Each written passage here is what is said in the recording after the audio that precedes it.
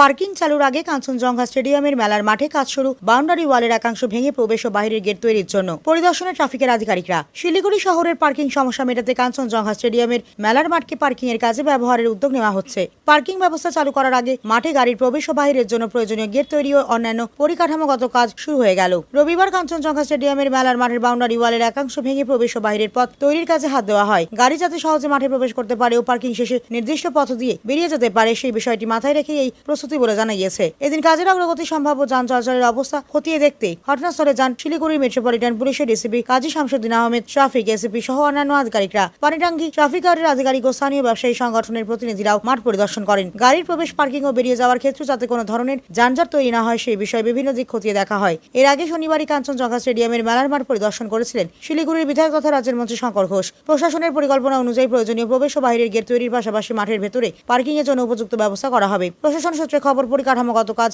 শেষ হওয়ার পর ট্রায়াল রান করে দেখা হবে গাড়ি চলাচল ও পার্কিং ব্যবস্থার কোনো সমস্যা হচ্ছে কিনা। শহরের গুরুত্বপূর্ণ এলাকায় পার্কিং এর জায়গার অভাবে রাস্তায় গাড়ি দাঁড়িয়ে থাকার কারণে যানজট তৈরি হয়। সেই সমস্যা কিছুটা কমাতে এই উদ্যোগ। কাঞ্চনজঙ্ঘা স্টেডিয়ামের মেলার মাঠে পার্কিং ব্যবস্থা কার্যকর হলে শহরের যান চলাচলে কতটা প্রভাব পড়ে এখন সেদিকেই নজর প্রশাসনের।